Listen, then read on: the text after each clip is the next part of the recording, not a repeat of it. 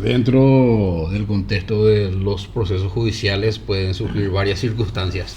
Una de las circunstancias que no es en la normalidad de los casos, pero puede surgir, es la incorrección de las partes en el proceso judicial, específicamente dentro de una audiencia judicial. Tenemos el caso del proceso penal que se le sigue al ex intendente de Ciudad del Este, Miguel Prieto. Él tiene una serie de causas judiciales que se tramitan en los juzgados de la capital. Y en uno de esos expedientes, el que ejercía la defensa técnica de Miguel Prieto vociferó y cuestionó al juez de la causa. Esto motivó a que el juez aplique una medida de arresto disciplinario de cumplimiento efectivo. Esto fue recurrido por el abogado perjudicado y el tribunal de apelación entendió que en mayoría que se aplicó correctamente la sanción, puesto que dos juezas votaron por la confirmación de la sanción y un camarista, dijo que se aplicó mal el derecho. Ahora, esta cuestión tiene varias aristas que vamos a analizar. En primer lugar, se tiene que el voto en minoría del camarista Gustavo Amarilla dijo que se aplicó incorrectamente el derecho, porque si bien el juez tiene una potestad disciplinaria, antes de aplicar esa potestad disciplinaria tiene que ser oído el afectado en base al artículo 114 del Código Procesal Penal. Aún así, a pesar de este claro criterio de Gustavo Amarilla, que considero acertado, la camarista Claudia Cricioni dice que se debe confirmar la sanción, puesto que la conducta del abogado, consistente en gritos, actitudes prepotentes y descalificaciones durante la audiencia preliminar, justificó la intervención del juez penal para garantizar el normal desarrollo del acto procesal. Sostuvo que en situaciones de esta naturaleza no resulta exigible una audiencia previa, ya que ello implicaría aplicar oportunamente la medida disciplinaria y afectaría la continuidad del proceso principal. A este criterio se adhirió la otra camarista, Silvana Luray. Bueno, aquí tenemos varias aristas. Primeramente tenemos el voto de Gustavo Amarilla, que dice que se tiene que oír primeramente al afectado, en este caso un abogado. Pero la medida disciplinaria no se limita al abogado, sino que habla a las partes dentro del proceso. O sea, podría ser el agente fiscal o podría ser procesado. En este caso fue el abogado. La ley penal, el Código Procesal Penal te dice que si un juez va a aplicar una sanción de índole disciplinaria, se tiene que escuchar, oír al afectado. Recién después de esta audiencia él puede aplicar. Bueno, yo tengo una postura sobre este tema en específico, según la información periodística, ¿verdad?, que habla de los improperios y los gritos que pudo haber sido el abogado, que no sabemos cuál tenor es. Primeramente es cierto, y cabe acotar para quienes nos están viendo, que la norma prevé facultades sancionadoras a todo magistrado cuando está en una audiencia. Pero el Código Penal habla específicamente en su 114 de ciertos requerimientos que tienen que tener para que se pueda efectivizar esa medida de sanción, que en este caso fue el arresto.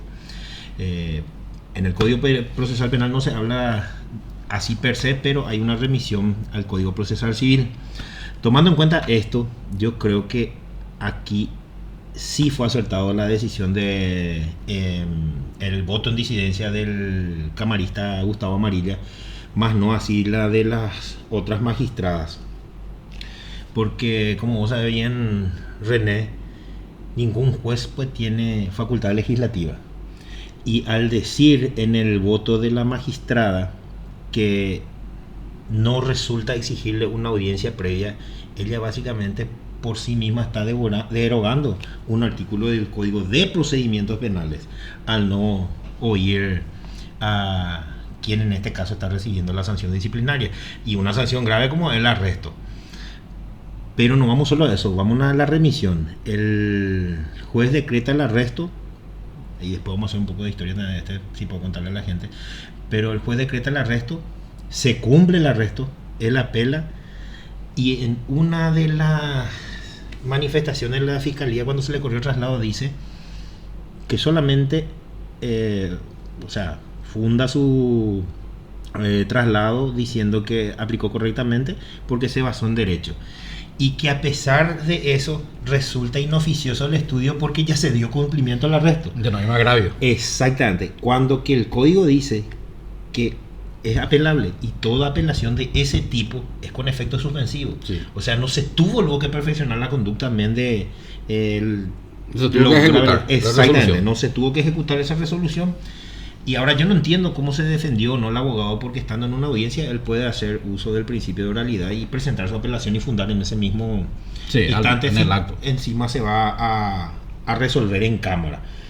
Pero acá lo grave es que se está sancionando a un abogado en el ejercicio de la profesión, que si bien es cierto, yo soy uno de los principales críticos de la conducta, sobre todo chicanera, de algunos profesionales, pero mi pregunta, René, va a ¿qué tan grave debe ser el agravio para que vos te sientas tan ofendido que decrete el arresto de un profesional? Acá el problema principal que tiene toda la cuestión disciplinaria es que hace una remisión a una normativa preconstitucional. O sea, eso se hace remisión a leyes que fueron promulgadas bajo la vigencia de otra constitución nacional, especialmente en lo que viene a ser un sistema muy dictatorial, muy inquisitivo, muy de autoridad.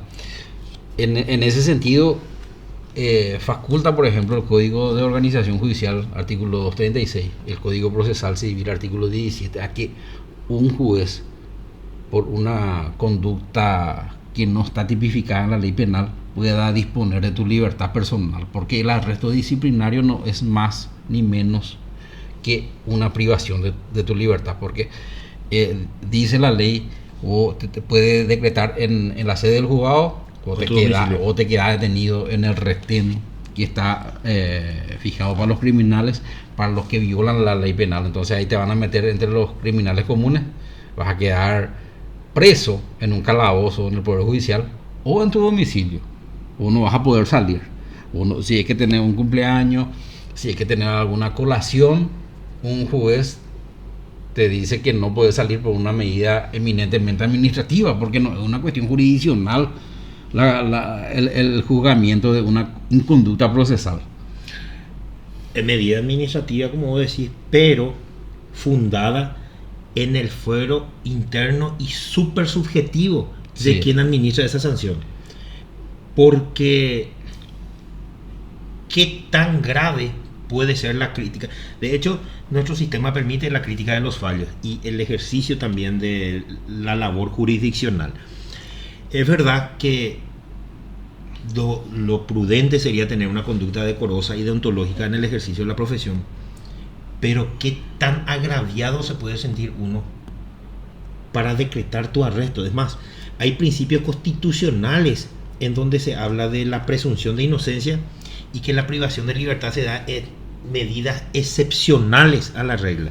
Incluso, de hecho, el artículo 16 de la Constitución habla de la defensa del juicio y de su inviolabilidad. Y ahí se nos abre otra vez dos parámetros. Seguidamente de eso, el artículo 17 habla de ciertas garantías procesales que tenemos, como la presunción de la inocencia, y que sea oído y que se le juzgue en un juicio imparcial. Y como decía también por remisión del 16 de la Constitución, jueces competentes, independientes e imparciales. Imparcial, no tiene que ser parte, no tiene que tener nada que ver con el hecho juzgado. Aparte que tenemos una valoración eminentemente subjetiva del fuero interno del juez. La norma por lo menos trata de rescatar eso, diciendo en el 114 del Código Procesal Penal que debe ser oído, igual que lo dice la Constitución y igual que dice la Comisión Interamericana de Derechos Humanos, que debe ser oído la persona. El Pacto de San José, Costa Rica. Exactamente. Sí.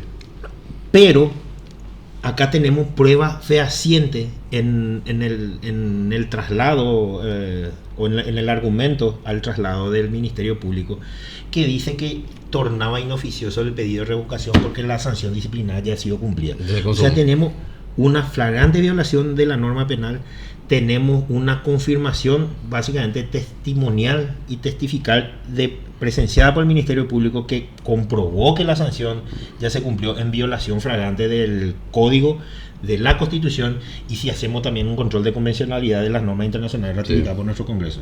Y amén de eso tenemos una confirmación de una camarista que dice que por sanciones de naturaleza no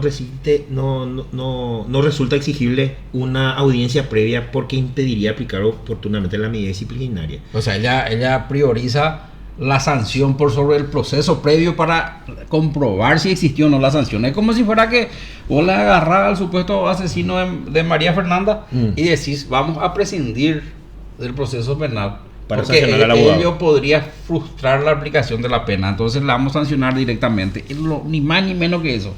Totalmente. Y como vos decís, en una figura, bueno, que conceptualmente per se no es tan así, pero simplificando es prácticamente una sanción de eminente administrativa, sopesando todos los principios de garantía que asisten a alguien para la privación de su libertad. Imagínate, el arresto domiciliario, no, pero va a pasar en su casa. Pero vos estás en el ejercicio de tu profesión, en una audiencia, trabajando, llevando el pan a tu casa y decretan tu arresto. Está bien, se pudo equivocar la valoración subjetiva del juez y vos tenés capacidad de recurrir diciendo el código que con efecto suspensivo de la apelación no te permiten prácticamente el ejercicio de tu apelación como tal. Vos ya cumpliste la sanción y encima, para fundar eso, la jueza o la camarista en este caso dice que ya no es exigible nomás la audiencia previa porque, o si no, no se puede aplicar oportunamente la medida disciplinaria. Tal y cual como vos lo decís, vamos a sancionarle primero al abogado, porque yo no sé si correcto o incorrectamente, porque últimamente muchos jueces están con techo de cristal.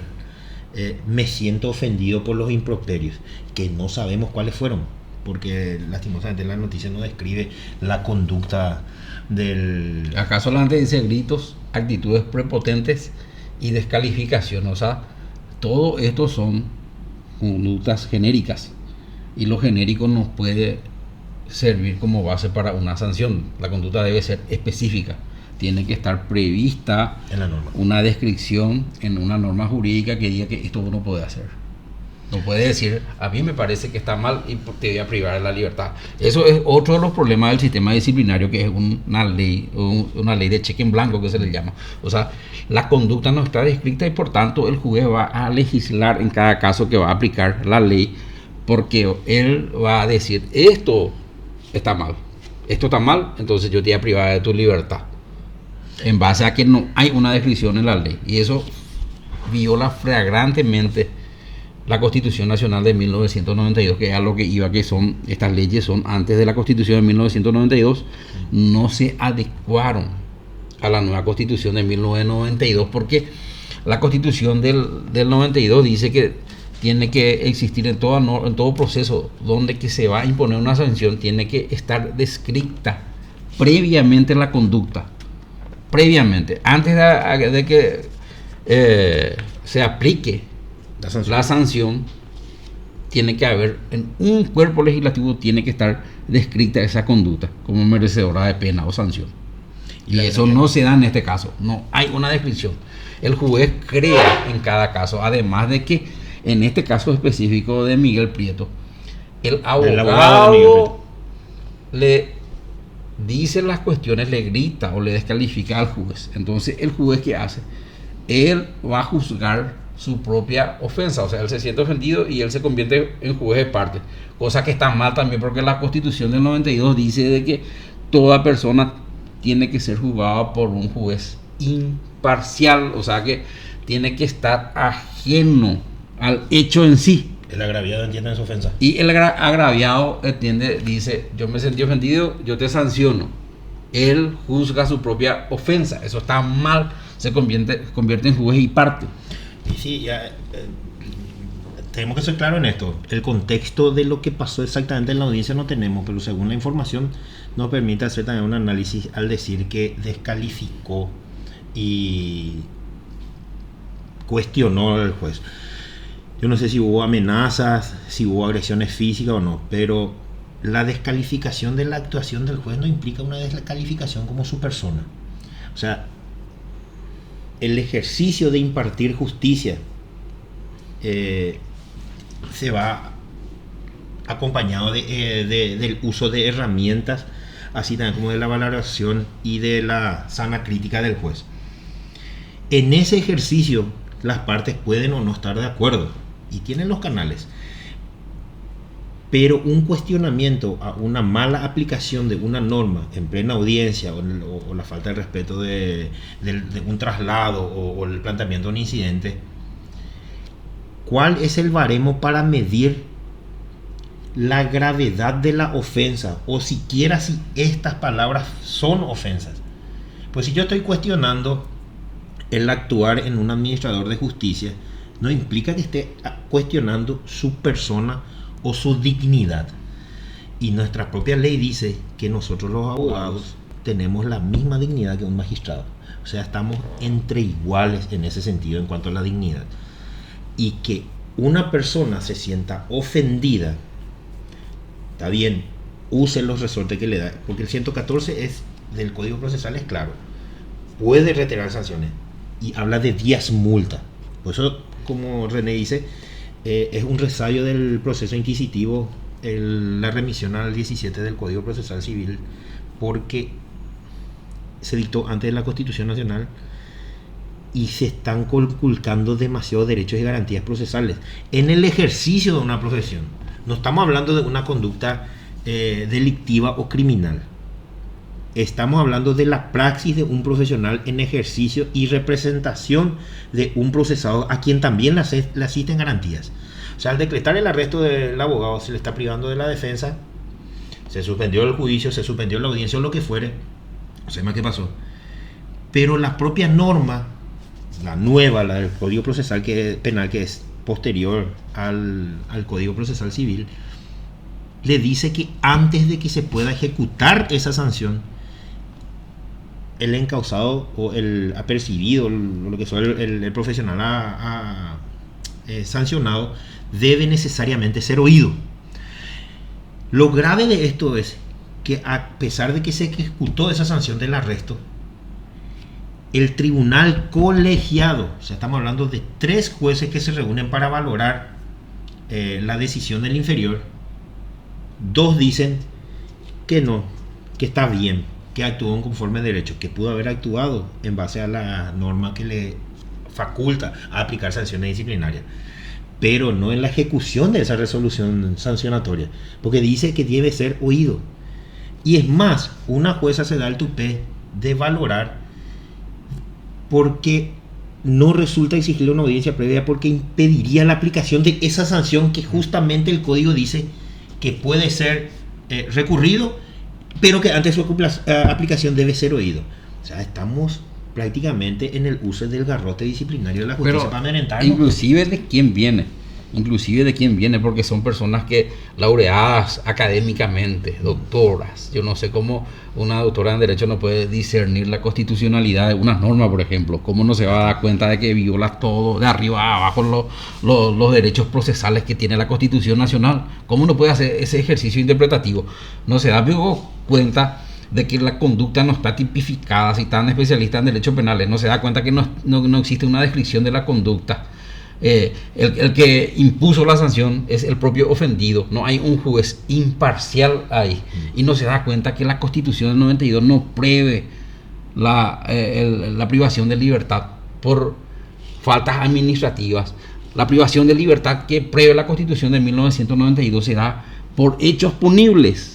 No dice en ninguna parte que el juez puede privar de la libertad por un proceso debidamente probado en juicio. Claro. Donde se rompe el principio constitucional de inocencia. Claro. Tiene que ser en juicio penal. La Constitución de 1992 solamente consagra la privación de libertad dentro del proceso penal. dentro de un proceso administrativo no dice que puede ser privado. Una persona, un ciudadano paraguayo, no puede ser privado de su libertad. ¿Cómo eso no se va a dar cuenta? Una académica iba a decir, se da el tupé de decir de que se puede prescindir de una audiencia para hacer oído, que no es ni más ni menos el ejercicio del derecho de la defensa. ¿Por qué? Porque hay que aplicar la sanción. Uno, por ejemplo, yo tengo vergüenza de tener que hacer este análisis. Inclusive me parece irreal que yo me tenga que explicar estas cosas, que es lógico. El sistema penal perdió su logicidad, perdió su realismo, perdió su norte. Sí. Eso se da. El tema del cheque en blanco también quiero resaltar. Usted recordará el caso de Oscar Tuma, que fue sancionado por el juez Omar Legal por haberlo criticado en Twitter. O sea que nosotros no tenemos ninguna garantía acá por hacer este streaming que un juez se sienta ofendido por las críticas que nosotros estamos haciendo al fallo judicial. No la persona. No la persona, no. Nosotros estamos criticando al fallo judicial, pero él podría interpretar de que eso afecta la imagen de la justicia o su imagen o su dignidad y nos llame a audiencia disciplinaria, como pasó con Oscar Tuma, que fuera del proceso penal sacó una crítica hacia el juzgado de juez Omar Legal y este lo llama para audiencia disciplinaria por una publicación en Twitter. Esto es totalmente irreal. Esto parece sacado de una novela de terror, que te pueda, es un gran hermano judicial que se pasa controlando lo que vos publicás en internet y si encuentra que le criticas, audiencia acá. Libertad de expresión, censura previa. ¿Dónde están los derechos constitucionales? ¿Dónde quedaron? Justicia paraguaya. ¿Dónde están los derechos procesales? Y lo que más vergüenza da es que todo lo que aplican estos son personas que obtuvieron un doctorado en ciencias jurídicas. Entonces, o especialistas en el fuero. Entero destaco especialista en derecho penal. Y lo básico dentro del derecho penal es la tipicidad. Lo que primero te enseña es la tipicidad de la conducta, o sea, que tiene que estar escrita. Y el derecho a la defensa. Sí. Esos son los dos pilares fundamentales dentro del proceso penal. Y esto obvian tranquilamente y dicen que está bien que se le prive de una audiencia, sino que hay que aplicar nomás la sanción. Porque ya está comprobado de que él gritó y que él descalificó. Entonces, si nosotros le vamos a escuchar, vamos a hacer tardar más la sanción. Entonces, de balde lo apela. Sí, tiene que de balde lo apela. Vamos a sancionarle nomás. Y como bien le dijiste, doctor, fíjate en el análisis que hiciste recién del proceso penal. En el proceso penal se contempla la excepcionalidad de la privación de la libertad. ¿Para qué? Solamente como garantía de sometimiento al proceso, ¿no es cierto? Sí. Como garantía de sometimiento a un proceso penal, a un proceso punitivo. En esta situación administrativa, la aplicación de la sanción tiene facultad, hay que aclarar esto, disciplinaria, tiene facultad disciplinaria, pero habla del Código Penal que lex posteriori y el deroga anteriori es una cuestión de integración de la norma también a la hora de aplicar. O sea, vos tenés que, como decir, el juez tiene que ser técnico también, no solamente usar su sana crítica y su fuero interno para decir yo me ofendí. La Constitución me establece parámetros, la ley penal y el proceso penal me establece parámetros, y toda pena que derive sanción necesito yo tener el ejercicio de la defensa, y ese próspero artículo que habla de la sanción en el Código Procesal Penal dice de forma taxativa, si me permite, antes de imponer cualquier sanción procesal se oirá al afectado. Acá se sancionó, se ejecutó la sanción sin oírse al afectado. Cuando se recurrió en alzada, la Cámara dice básicamente, al pedo voy a recurrir si ya cumpliste la sanción. Igual debía haber sido revocado. O sea, el tribunal colegiado debió haber dicho, juez, está bien que haya sancionado, pero no podía haber hecho ejecutar esa sanción. Esos dos motivos no son causales de revocación, son causales de nulidad. La violación al procedimiento no es causal de revocación, es causal de nulidad. La inobservancia al proceso que implique vulneración al ejercicio de la defensa son Nulidad. causales de nulidad Absoluta. absoluta, no, ni siquiera es relativa, es absoluta, porque se le privó el derecho de defensa. A ser oído. Va a ser oído. Es realidad. Y ahora, amén, creo que nosotros llegamos a estar bastante de acuerdo y bastante también preocupado por esta situación. Pero ahí se abre también el debate en el sentido del cheque en blanco o la carta verde que voy a decir. Si esto queda como precedente, porque como todos sabemos, las resoluciones de alzada se vuelven jurisprudencia, ¿qué me garantiza a mí que el día de mañana, en el ejercicio de mi oficio, porque sencillamente me toque un juez que no es de mi club, no le agrade mi persona, me sancione porque en Dayeco yo le proferí insulto o maltrato, cuando probablemente estuve criticando su labor jurisdiccional, pero él se sintió agraviado en su fuero interno de una conducta no descrita en la norma? Además, ¿cuál es el principio de graduación acá? Porque toda cuestión tiene su graduación. Y es multa, dice el código. ¿Desde cuándo una palabra puede ser una ofensa? ¿Cuándo la palabra deja de ser crítica y entra en el campo de la ofensa? ¿Cómo se discierne eso? ¿Cómo medís? Cuando la palabra dicha deja de ser una crítica al juzgado y se convierte en una ofensa, eso es una cuestión sumamente subjetiva, o sea, depende de cada juez decir, acá abandonaste la crítica y entraste en el campo de la ofensa. ¿Quién te va a sancionar encima? Y por eso, depende de cada persona, o sea que él va a ir adecuando según lo que está en su cabecita, que a veces no tiene nada. Según lo que está en su cabecita, ahí te dice, ahora es una ofensa y te quedas preso. El mismo Código Penal dice que regirá la aplicación de lo dicho en la norma penal para el estudio de los días multa. Ahora, si vos te vas también en ese análisis, yo creo que se hubiese reglamentado un poquitito, la Corte hubiese dictado ciertas normas, porque a pesar de que vos seas oído, vas a ser oído por el mismo juez que te consideró a vos un maleducado o un, no sé, violento, o el que le proferiste el agravio.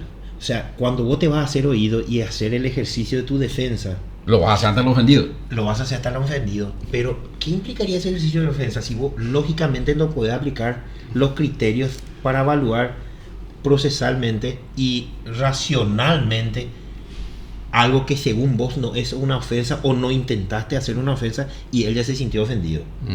No, sí, se puede. No se puede. Es imposible. O sea, ¿qué es lo que haces? Ponerte de rodillas y exclamar el perdón. El parece, perdón no es una figura legal. Pero parece que eso es lo que quiere la norma. Eso es lo que quiere. Nosotros no es que estamos diciendo que no tiene que existir sanción ante las inconductas procesales que pudieran surgir como esto. Que las hay, de hecho las hay en el ejercicio. Las hay, pero se tienen que adecuar. Todo lo que tiene que ser la sanción se tiene que adecuar a la Constitución Nacional de 1992. Y el hecho de la privación de libertad en base a una inconducta procesal no está prevista, no está autorizada en la Constitución Nacional de 1992, y si no está autorizada, inclusive ni la ley lo puede prever, no lo puede crear esa figura. Sí, y si lo crea automáticamente inconstitucionalidad, por lo tanto es inaplicable y es viciado de nulidad absoluta. Porque debe ser, el Código Civil decía también, el procesal civil, resolución fundada. Sí. ¿Cómo va a fundar esto? En virtud de su ofensa personal. Está bien, construyó una suerte de resolución con un exorio rebuscado o hasta fundado, pero la aplicación de sanciones está sujeta a reglas también que se incumplió acá y que se validó por la Cámara de Apelaciones, porque la regla para el cumplimiento de las sanciones, o que quede firme, primero que sea oído, que quede firme, y que si sea recurrido, que se respeten todos los parámetros para la aplicación. Acá no se respetó el principio constitucional de la garantía de defensa, no fue oído, y lo más preocupante de todo, porque la juez de primera instancia ya sí. Pero para eso puede tener un tribunal colegiado en grado de alzada, exactamente, que puede velar por el principio rector de nuestra Constitución, que es las garantías procesales y la defensa del juicio, y decir, Sí. no, vamos a validar nomás, porque si le damos esa oportunidad de la audiencia, se pierde el momento oportuno para ejecutar la sanción. Sí. Y me preocupa más también lo del Ministerio Público, porque amén de que en ese momento estén parados en lugares distintos, porque el Ministerio Público es el titular de una acción penal, le rige el principio del artículo 54, que es el principio de objetividad. Cuando corre vista o contesta el traslado o cuando da su dictamen, no puede decir el Ministerio Público, ya es lo de aplicación inoficiosa, o sea, ya es inoficioso el estudio de la apelación porque el tipo ya cumplió la sanción. O sea, el colega ya estuvo preso, ya estuvo detenido, se lesionó su honor, su reputación, va a cargar con ese estigma, y el día de mañana, cuando tenga que ejercer con toda su ciencia y conciencia la representación procesal de un cliente o de un procesado, ¿vos pensás que no le va a pesar en la mochila ese tema de que ya que el juez te va a mandar preso? Ese con el saque, jugar con el saque. Sí, un garrote judicial. Saque jugué. No, esto es preocupante. Y más cuando sabemos, en una presentación anterior justamente estábamos hablando de la corrupción que reina en el Ministerio Público y en el Poder Judicial. Sí. Secreto a voces. Pero si un juez se siente ofendido por una publicación en Twitter, como decía, o porque estoy criticando su labor jurisdiccional, ya me va a mandar preso, sopesando los principios legales y constitucionales.